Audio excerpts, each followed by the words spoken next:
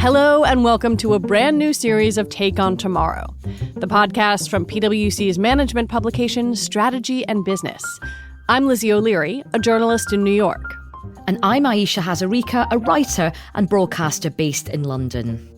To kick off the series, we're doing things a bit differently. Take on Tomorrow will be bringing our listeners to New York and Climate Week 2023. But first, let's take a quick look ahead at what else is coming up in the rest of Series 2 of Take on Tomorrow. We'll be talking about AI, skills, climate, and many other areas where business can play an important role in helping solve the biggest challenges facing society. I had a really inspiring conversation with LinkedIn VP Anish Raman. The labor market has always been broken if you judge it by how effectively it has matched talent and opportunity. So that's where skills-based hiring comes in. I would think about skills-based hiring as transparency. What is a transparent way for me to know if I have the skills that this employer needs, or for the employer to know if I have the skills that this job needs? And I interviewed Google's Chief Privacy Officer, Keith Enright, about a huge topic right now, generative AI. Any forward progress in technology involves some rational assumption of risk. And the way Google is thinking about that is, okay, how do we proceed both boldly and responsibly, because the promise of these technologies is just so overwhelming. We'll also be talking about nature. I spoke recently with Johan Rockstrom, director of the Potsdam Institute for Climate Impact Research, about why businesses should become nature positive. You can no longer separate the ecological crisis from the climate crisis, from the social, economic, and geopolitical crisis in the world. So whether you like it or not, you have to keep many balls in the air at the same time, period. But for this special episode, Take on Tomorrow will be on the ground at the largest climate conference of its kind.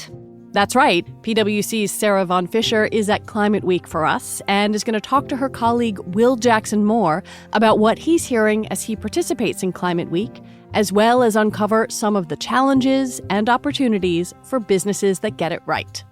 Crucial issues that have never been more urgent. Over to Sarah. Hello, I'm Sarah Von Fischer from PwC, and this is a special live recording of Take on Tomorrow. I'm joined now by PwC's Will Jackson Moore, our global sustainability leader. Welcome to the podcast. Pleased to be here, Sarah.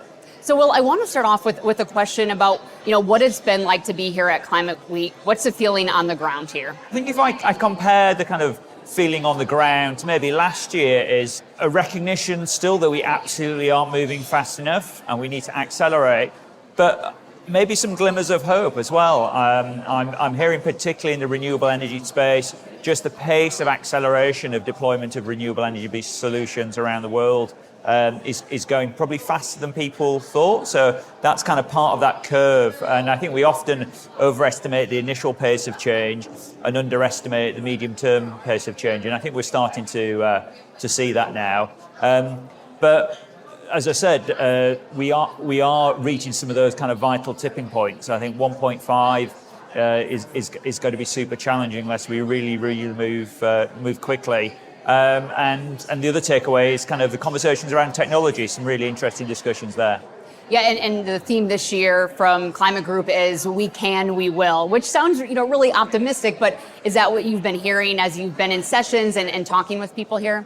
Yeah, absolutely. And I think that really reflects the we can, for me, is a lot of the technology that we need to do to implement is already there, particularly on renewables. And this is the kind of no-brainer move. We need to really push hard on renewables around the world, which is a combination of providers of finance, the energy companies, the regulators, the utilities, all working together to get those renewables deployed quickly.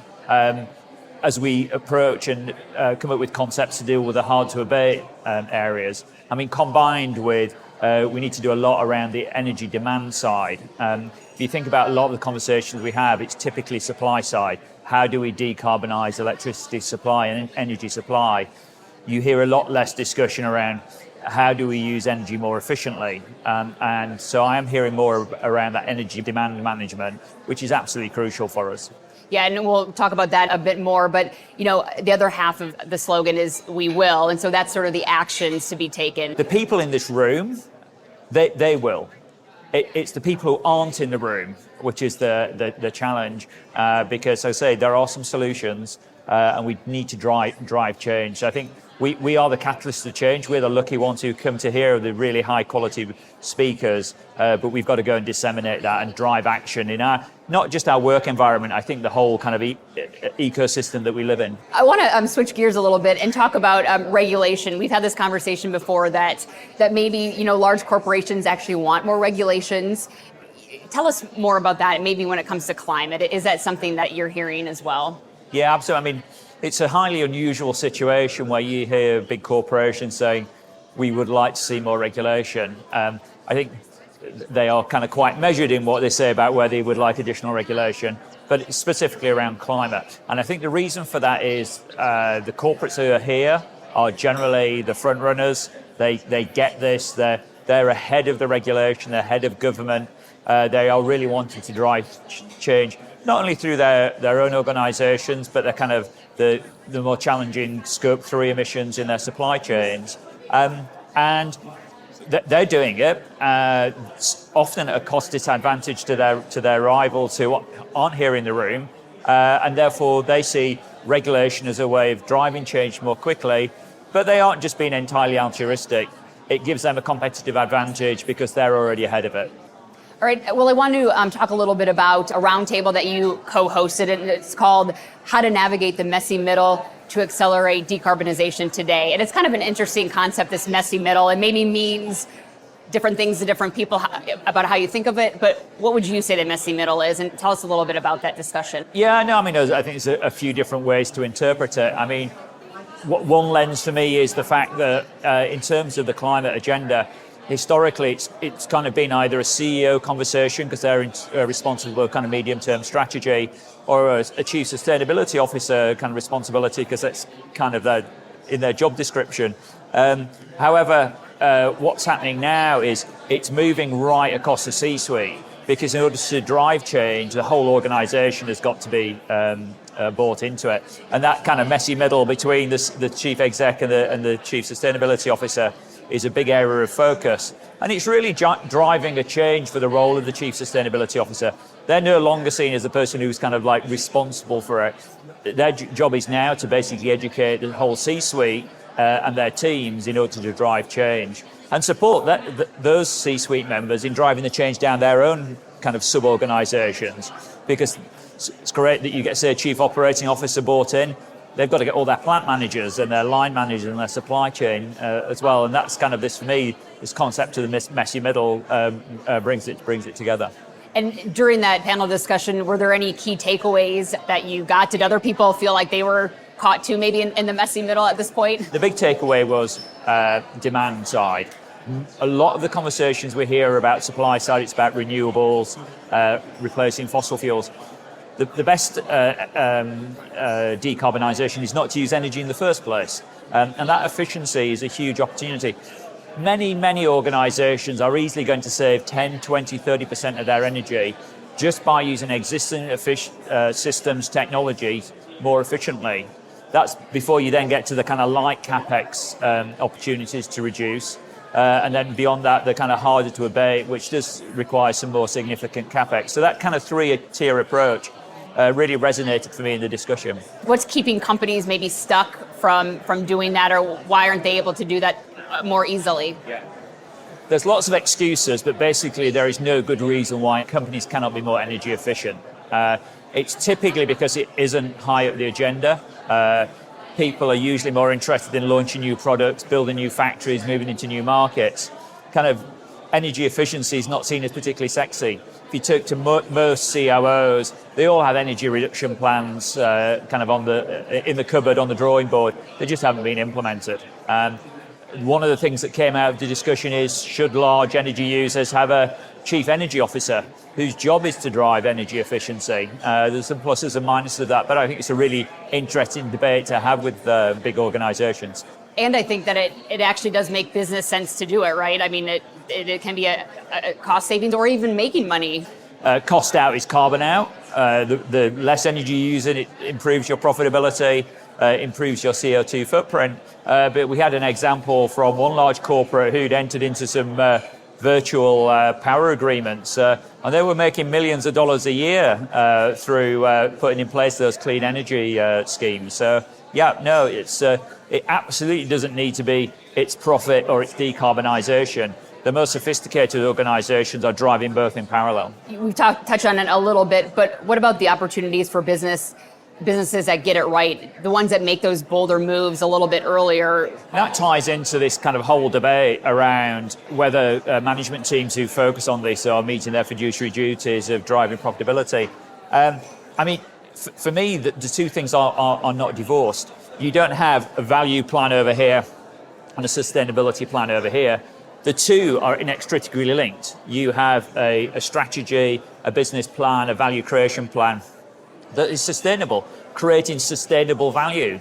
I think any asset manager, management team who isn't looking out 10, 15 years and seeing big climate risks, big energy risks, and if they're not addressing that, really are they creating value for their stakeholders? And do you think that's something that businesses are realizing a little bit more now? Maybe this Climate Week compared to past years? Absolutely, they are.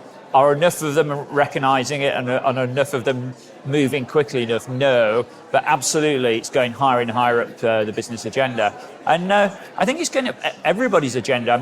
You cannot have looked at the news this last 6 months and not thought something's happening to our climate. The number of disasters, fires, floods, the planet is saying something to us and we need to act.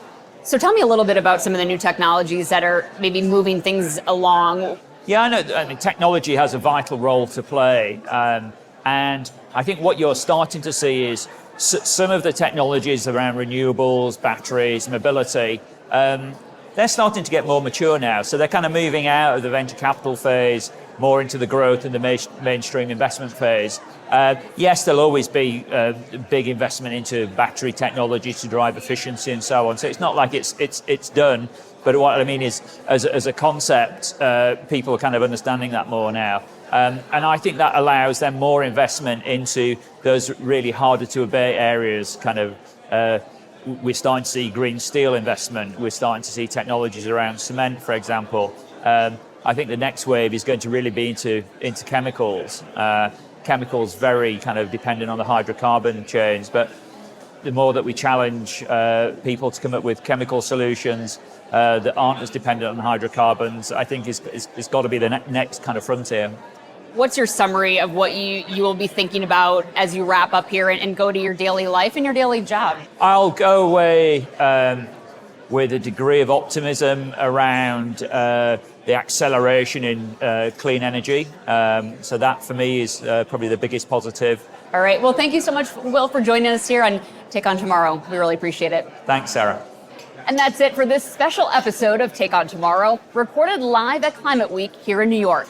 Join us next time when we'll be asking leading Earth scientist Johan Rockström, why should every business be nature positive? So my advice would be for business leaders, don't get too bogged down by that headwind. There's a stronger tailwind. The tailwind is today so strong that the headwind should just be seen as, when you're out cycling and you're cycling really well, you always have a bit of wind in your face, but you're making speed. And I think that's the question now. Keep the speed. Take On Tomorrow is brought to you by PwC's Strategy and Business. PwC refers to the PwC network and or one or more of its member firms, each of which is a separate legal entity.